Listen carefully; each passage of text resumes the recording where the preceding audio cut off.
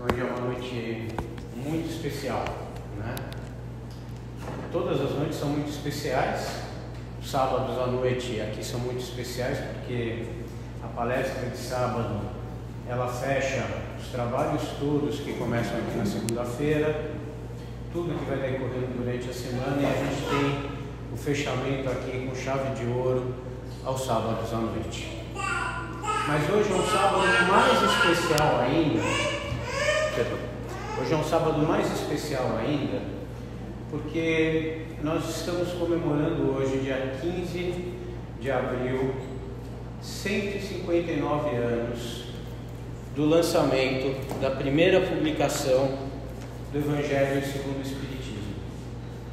Foi em 1864 que esse livro veio ao público, uma compilação do Allan Kardec de vários temas, onde ele rotula como Evangelho segundo o Espiritismo.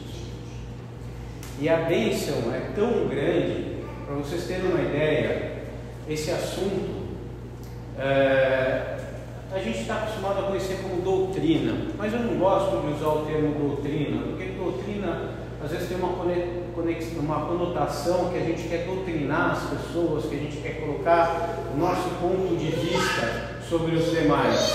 Eu diria que esse conhecimento veio a nós e ele é tão revolucionário ainda nos dias atuais, mas naquela época, 159 anos atrás, ele era extremamente revolucionário. Para vocês terem uma ideia, alguns anos depois, a Igreja Católica em Barcelona exigiu a queima desses livros, tanto do Evangelho quanto do Livro dos Espíritos, por os consideravam fora, vamos dizer assim, na época, algo demoníaco, um conhecimento que as pessoas não poderiam ter. E hoje, 159 anos depois, nós estamos aqui reunidos, portas abertas para quem quiser entrar aqui e a gente poder aprender toda noite um pouquinho sobre esse conhecimento maravilhoso que é um conhecimento libertador. Até então, o que se existia era realmente uma doutrina, era uma questão da fé, de uma obrigatoriedade. Acredite nisso e seja assim, não me pergunte o porquê. Nós dizemos que esses fenômenos da vida, esses ensinamentos são assim, e a gente não tem por que raciocinar sobre isso. O padre falou e a gente tem que acreditar e obedecer, sem saber até o que ele está fazendo. Então, meu primeiro convite, e relembrando a isso, é que também tudo que tem aqui não é para ser uma doutrina, é um conhecimento. Ele cabe sempre à tua interrogação pessoal. Será que isso faz sentido realmente? Não faz sentido? Por quê? E o próprio Kardec não fechou isso como conhecimento único. Ele mesmo disse que obras posteriores, ele não, os espíritos ao qual ele compilou todas essas 4 principais obras, falou que obras complementares existiriam. E a gente teve aqui no Brasil uma oportunidade única, talvez as maiores obras complementares sejam do Espírito Emmanuel, que escreveu através do Chico Xavier, e foi cada vez trazendo mais conhecimento, juntando mais informações, para que a gente possa ter, como diz a doutrina espírita, uma fé raciocinada, não algo totalmente reto e imposto a nós. É uma doutrina que nos traz liberdade e não nos algema em conceitos já do passado.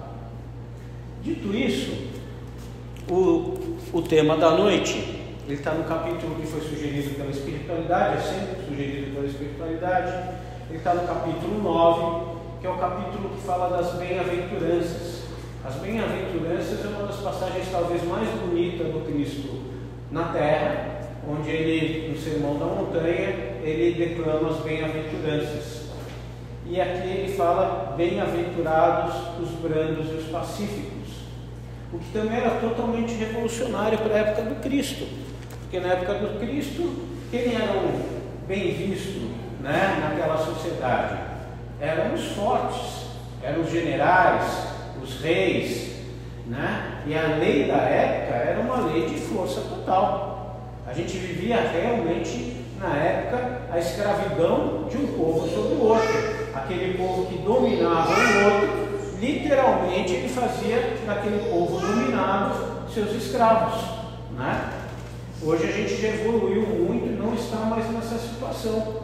Mais ainda no nosso mundo atual, basta a gente ligar os noticiários, a gente vive em guerras, literalmente guerras entre países, e guerras dentro das nossas pequenas comunidades, que são todas essas questões sociais de uma violência extrema na qual vivemos. E o nosso país ainda é um país onde, sim, em alguns aspectos ele está bem evoluído, nesse aspecto ele está realmente para trás. Nós somos um dos países onde a gente tem um índice de assassinato, de homicídios, dos mais altos do mundo, né? Então a gente tem que entender onde que a gente está, e a doutrina traz esse autoconhecimento. E no item 6, que é o que foi sugerido hoje dentro do capítulo 9, doçura, afetividade e doçura. Por que sermos dóceis? Né? Por que sermos afáveis? Parece uma coisa simples, parece uma coisa óbvia, né? Que a gente seja pessoas dóceis, que a gente tenha bom trato com os nossos colegas. Mas na verdade, se a gente observar a nossa criação, o que nos é posto no dia a dia, não é tão simples assim. Eu falo, para começar, aqui eu vou fazer uma distinção um pouquinho de sexo até, mas nós homens a gente é ensinado lá, mesmo nos nossos dias atuais, a não chorar, a competirmos com os demais, sermos mais fortes que os outros, em várias situações, passar por cima do demais. Quantas das vezes, às vezes um pai, um parente fala, você está sendo muito frouxo, você devia ser assim, faz aquilo outro. Como é que eu posso desenvolver a minha doçura no meu coração, se lá desde o meu bercinho de infância, de repente a minha educação paterna me impinge a ser agressivo, né? Ser um ser que transmite agressividade. Mesmo agora falando das meninas, que muitas das vezes elas têm essa questão da doçura, mesmo nos dias atuais elas também estão sendo impelidas a irem para o caminho individualista, egocêntrico, onde elas são também às vezes impedidas a passar por cima das coleguinhas, né? A gente vê isso acontecendo. E aí vamos culminar com cenas que a gente não gostaria. O que está hoje, nos últimos 15 dias mais se fala aqui, são as situações nas escolas. Tivemos essa barbárie que todos nós vimos na Blumenau, mas antes mesmo disso, a gente já vem vendo, dentro das escolas, alunos agredindo professores, agressão entre os próprios alunos, né? Isso está vindo da base. Aí quando a gente chega na idade madura, tem que ir para a faculdade, tem que ir para o nosso campo de trabalho, entra-se na competição do vale tudo. Eu tenho que passar por cima do meu colega de trabalho, eu tenho que dar um jeito de vencer a outra empresa para conseguir vantagem A, B ou C, e eu não posso demonstrar afabilidade, doçura, nada disso. Mas nós nos enganamos. Na parte 6, no item 6, uma das coisas que chama muita atenção Aí o espírito de Lázaro, que escreve o item 6, ele nos chamando a atenção para as nossas máscaras, dizendo, muitas das vezes, um sorriso fácil, uma apresentação tranquila, um abraço, mas por trás, qual que é a verdadeira intenção? Ou também ele nos alerta, aquela pessoa que na rua, ela é afável, ela é doce, porque ela não tem coragem de se impor, mas chega dentro de casa, é um verdadeiro tirano, porque ali o seu ego faz com que ele imponha a sua vontade, o seu desejo sobre os demais familiares, né? Então, eu também lembro a nós que estamos aqui numa casa espírita, porque aqui embaixo desse teto é muito fácil a gente ser doce, ser amável. Você entra aqui, o clima é gostoso, as pessoas estão sorrindo, estão acolhedoras. Mas quando eu cheguei aqui no trânsito, a primeira dificuldade ali no trânsito, o que eu soltei para o meu amiguinho do carro do lado, que de repente fez uma manobra não muito boa? Qual foi a palavra ou o pensamento que eu deixei para aquele colega? Né? Eu tive até aqui há uns anos atrás com uma colega de casa, aqui da casa, que é excelente palestrante, médium e grande amiga, e foi engraçado, porque a gente se cruzou, ela só me reconheceu depois, né? Mas houve um cruzamento assim no carro, e uma situação de trânsito, e ela me olhou assim, lembrava, mas eu nem tinha visto que era, calma, né? Por que tanta pressa? Aí depois ela aqui, numa palestra, comentou o caso. Depois a gente logo ali na frente foi se cruzar dentro da casa espírita e eu reconheci que era você no carro, né? Então, quem somos nós de verdade? Será que nós somos realmente dóceis, afáveis? Ou será que a gente está sempre andando de acordo com o ambiente? Então, mais do que nunca, a doutrina espírita era uma doutrina de autoconhecimento. E tudo que separa não vem de Deus. Tudo que une provém de Deus. E todas as nossas atitudes que nos causam ruptura, elas não nos fazem bem. Elas vão desarmonizando o nosso ser como um todo. O que acontece? Para que nós andemos bem e tranquilo durante a vida, nós temos que ser seres íntegros. E o que é ser um ser íntegro?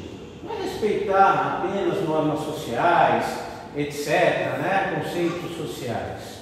Um ser íntegro é aquele ser que a alma comanda, pensa corretamente, sente corretamente e age de acordo com o que a alma emana.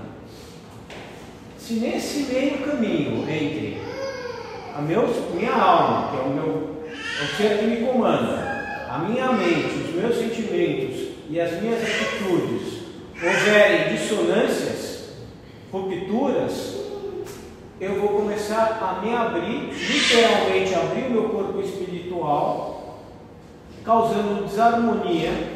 Essa desarmonia vai começar a me trazer ansiedade, vai começar a me trazer outros sentimentos ruins. Ela vai começar a fazer com que coisas ao meu redor não aconteçam corretamente. E nos casos mais graves, vão ser as portas iniciais de entrada para materialização de doenças físicas. Aquela pessoa que pensa de uma maneira e fala de outra, não se engana, ela está se enganando. Mas ela não engana Deus, não engana os espíritos superiores e não engana a própria estrutura perispiritual e física dela. Aquele ser, o que a gente vê hoje, também vou fazer um comentário do nosso país, talvez um dos maiores problemas que o nosso país tenha hoje seus problemas políticos. O que a gente vê na questão política? É o político falando uma coisa, aparentando uma coisa e executando outra totalmente oposta àquilo que ele falou, àquilo que ele aparenta, àquela promessa que ele fez, e ele vai lá e faz o oposto. Ou seja, ele está se desunindo. Só que ele é responsável por um coletivo. E aí o que acontece? O coletivo também se desune. Porque o líder vai lá e está dizendo uma coisa, aparentando uma coisa e fazendo outra. E aí fica essa questão social toda, esse reflexo todo que a gente tem na sociedade. Porque é o líder, é o exemplo, é a voz que comanda. E a gente fica assim.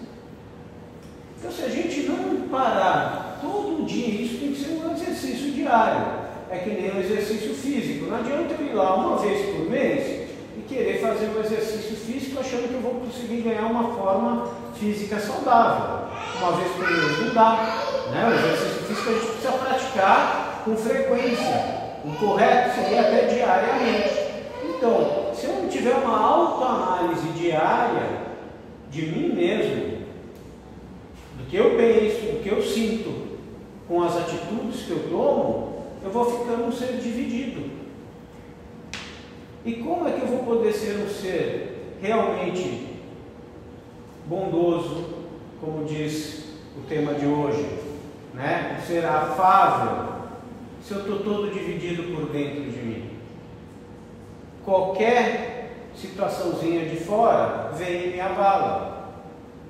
E aí eu mostro toda aquela desunião que está dentro de mim, todos aqueles sentimentos mal trabalhados, e aí eu vou explodir em raiva, em ódio, ou ao contrário, em depressão, em antissocialismo, em ficar um ser recluso, não vou conseguir trabalhar direito, não vou ter uma relação familiar legal, né? E eu nunca vou conseguir ser um ser realmente doce, manso, afável, que é a recomendação do Cristo. Os ensinamentos do Cristo não são um ensinamento para nós agradarmos a Deus, agradarmos a uma religião. São ensinamentos de autoconhecimento. São ensinamentos que, se postos em prática, vão nos trazer o bem-estar, o bem-viver. É que nem a gente no recomendação do médico. O do médico ele te dá uma recomendação, você vai lá, no problema A, B ou C, e ele te dá aquelas recomendações, o quê? Que é para que, se você seguir aquilo, você vença o seu problema físico e comece a viver bem. Né? É essa a recomendação de Cristo. Então a gente ser dócil, afável, não é para agradar ninguém, não é para eu andar no politicamente correto. É porque isso é o que vai fazer bem para a minha alma. E vai refletir no meu corpo físico e vai refletir nas minhas relações com os nossos irmãos. Nesse capítulo, não no item 6, mas ele fala muito na questão do perdão e do auto-perdão. E como existe um conceito tão errado de perdão e auto-perdão que eu vejo conversando com as pessoas. A pessoa ali que você vai conversar e ela está com um problema, aí você fala assim, por que você não esquece, cara, e perdoa a outra parte? Aí ela não quer, geralmente. E quando ela quer, ela se coloca num pedestal lá em cima, tipo, eu estou perdoando, eu sou superior ao demais, à outra parte. E é o oposto. O perdão é para você mesmo. Eu gosto de dar um exemplo físico, né? Se vai lá uma pessoa e te dá uma ofensa física, né? Sei lá, te dá um tapa. Aquele tapa a gente sente uma vez só. Ele só dói naquele momento do tapa. Mas se eu ficar sempre pensando no tapa, ele não vai doer uma vez só, ele vai me doer todas as vezes que eu lembrar daquele tapa. Se eu perdoar a pessoa que me deu o tapa, doeu uma vez só. Outra questão é o nosso auto-perdão. Porque no nosso subconsciente está ali tudo gravado que vai passando na nossa vida. E a gente vai esquecendo, o consciente vai deixando de lado, o subconsciente está ali tudo guardado. Por isso que quando nós desencarnamos, deixamos esse corpo físico, nós temos a oportunidade de relembrar tudo com exatidão do que nós fizemos nessa vida. Está tudo ali gravado. Mas o nosso subconsciente, mesmo quando nós estamos encarnados, estão ali gravados momentos em que nós não nos perdoamos, atitudes erradas que tomamos em algumas situações da vida e nós não nos perdoamos. E aí, inconscientemente, a gente começa a agir de certas maneiras que nos fazem mal mesmo. Alguns reflexos desses podem ser a gula, vícios como drogas, alcoolismo, a antissocialização. A gente vai se autopunindo.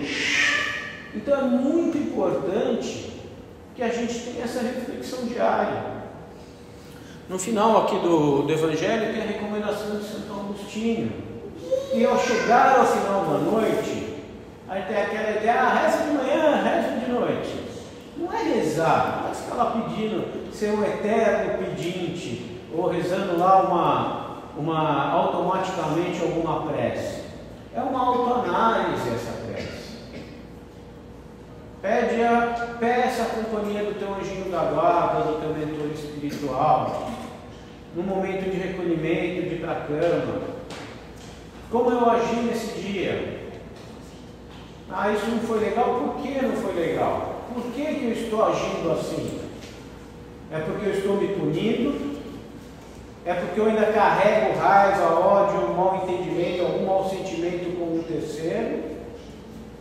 O que está fazendo com que eu não consiga ser um ser dócil, bondoso? O Evangelho nos ensina que fomos criados, apesar de imperfeitos, à semelhança de Deus. E Deus é doçura e afabilidade completa. Se Deus é doçura e afabilidade completa, nós também o somos. Mas isso está escondido lá dentro de nós. Se a gente não trabalhar isso, ele vai ficar ali soterrado, em cima dos nossos traumas, dos nossos problemas, e a gente vai passar essa existência aqui de uma maneira automática, sempre ligado ao externo e nunca ligado ao interno.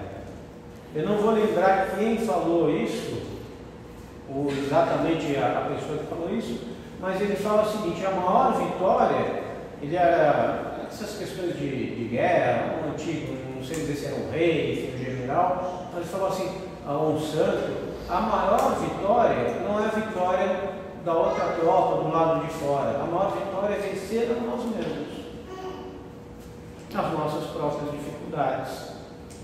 O que acontece nos nossos dias de hoje? Tudo nos puxa para o lado de fora. É tanta informação, é tanta gente encarnada no nosso mundo, são tantos afazeres ao mesmo tempo, que a gente nunca tem um momento de verdadeiro recolhimento. E se a gente não se recolher e fizer essa meditação, essa interiorização, como é que eu vou trabalhar a mim mesmo? Eu vou estar sempre me espelhando no de fora? Como é que funciona isso?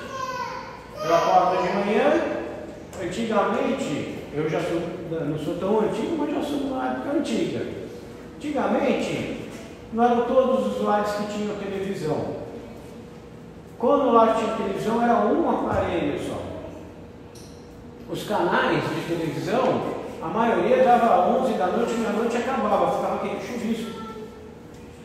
Depois a gente passou para vários aparelhos de televisão em casa, e hoje todo mundo tem um aparelhinho desse, que é uma mini televisão, um mini rádio no bolso.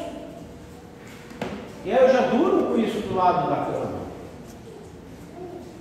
E aí eu acordo e já a primeira coisa que eu vou ver. Nosso momento do acordar é o momento que eu estou voltando espiritual. É aquele momento onde, se eu tiver a bênção, eu fui lá para fora do meu corpo, meu anjinho da guarda, meus espíritos protetores foram lá enquanto eu estava lá fora, me falaram um monte de coisa, você está errado aqui, acerta ali, faz isso, faz aquilo, e eu, bum, caí no meu corpo. Geralmente o despertador tocou, você foi assim, ó, puxado que nem uma pedra contra o corpo de volta. E aí nós vamos pegar aí e tentar me lembrar, pô, o que será que me falaram, como melhorar? Não, já pego o tal do celular e vou ver alguma coisa, alguma notícia, sei lá o que vou ver, mas não é nada de tão importante quanto o teu anjinho da guarda, o teu mentor te contou durante o sono. E você não teve nem tempo sequer de raciocinar sobre isso. Aí eu tenho que pular da cama, comer alguma coisa rápida, pegar o carro, o ônibus para ir para o trabalho, já acabou, você já me lembra. Coitado do teu mentor espiritual. Se no dia, na hora que a gente estiver de lá, a gente tiver que ser mentor de alguém, a gente vai ver como deve estar sendo difícil. Você ser mentor de alguém, anjinho da guarda de alguém. Toda noite eu falo para o cara, mas ele não faz nada do que eu falo lá de noite, como que ele pode melhorar? Né? Ele está sempre ligado em outros assuntos. Né? Outra questão que tem, muito interessante da gente falar, para conseguirmos sermos realmente benevolentes, bem-aventurados, como fala Jesus, é a questão das palavras. A gente não entende, a palavra é uma expressão de muita força.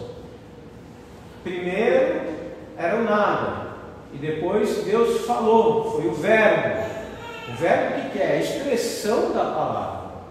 A expressão da palavra, dentro daquele conceito que eu passei, alma, pensamento, sentimento e atitude, antes da atitude aqui tem a palavra. A palavra era carregada de muita energia, de muita força. E ela pode ser usada para o bem ou para o mal. E o que a gente está falando?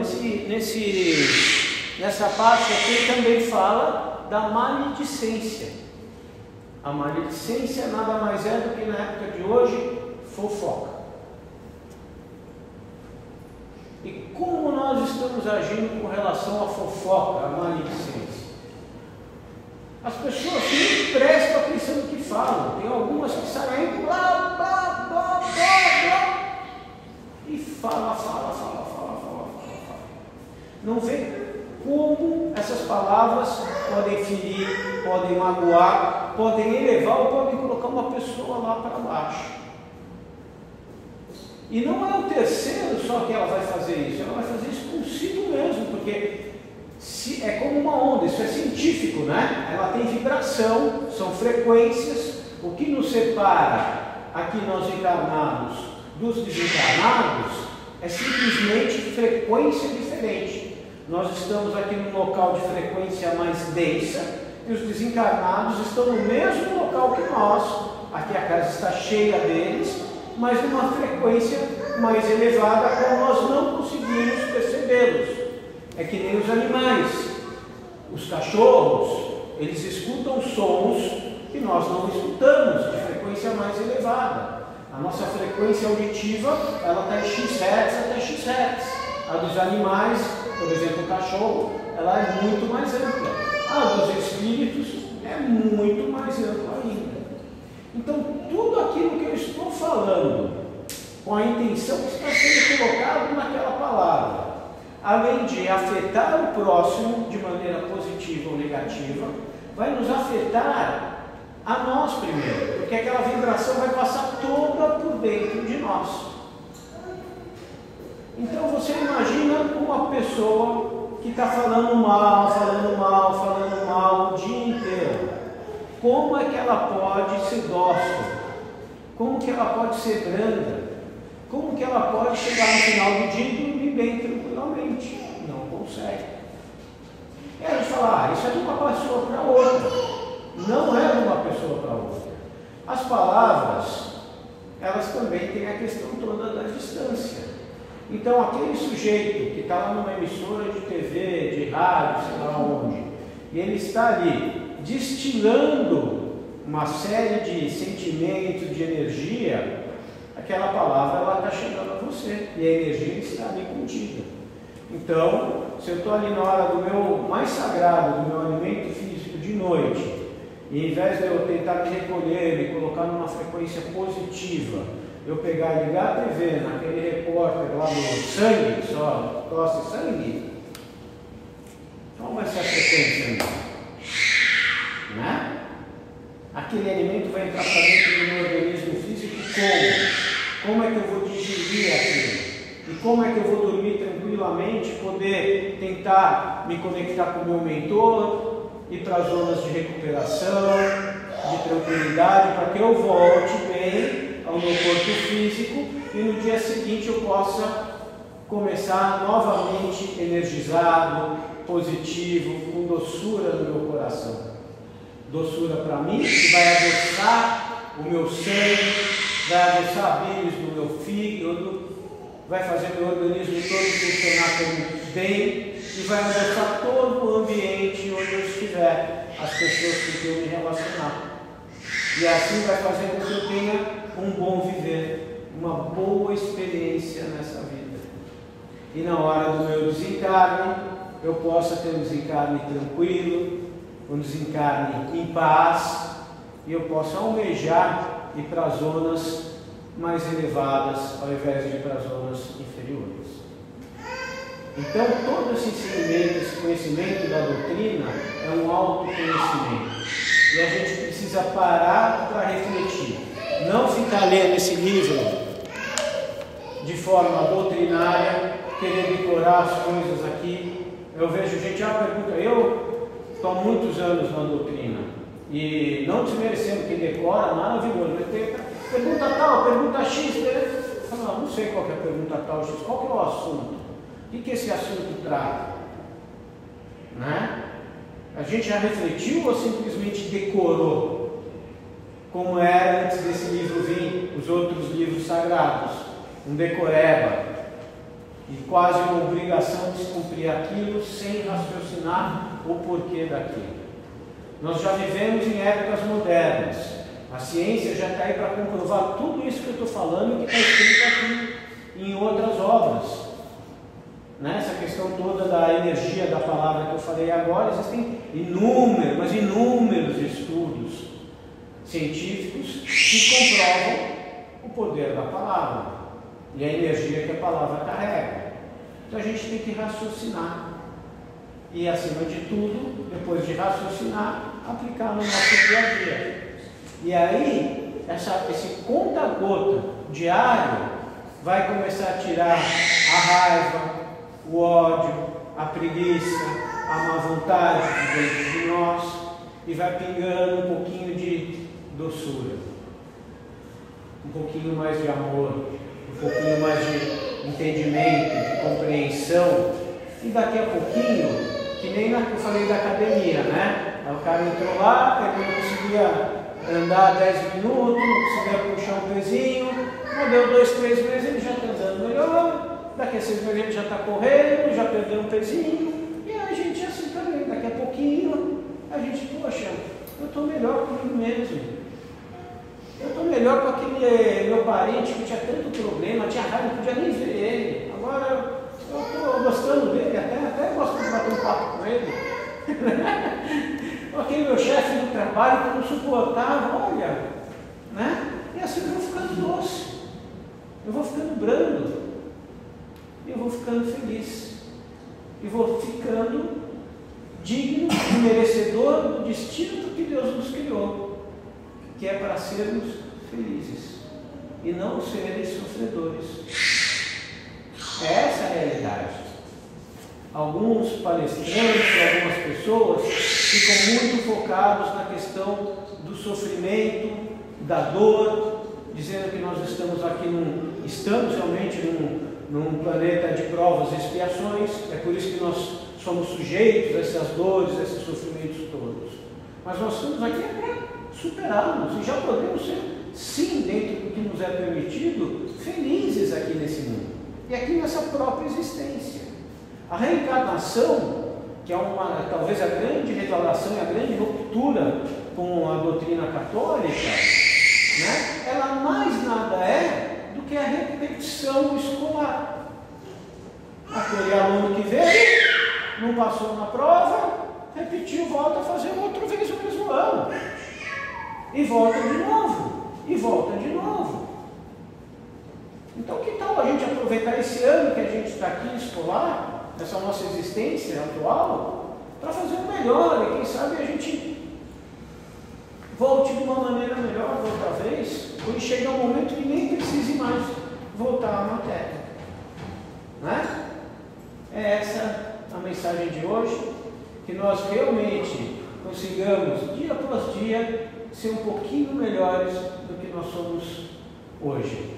E assim a gente possa ser doce, amoroso e felizes. Obrigado pela atenção de todos.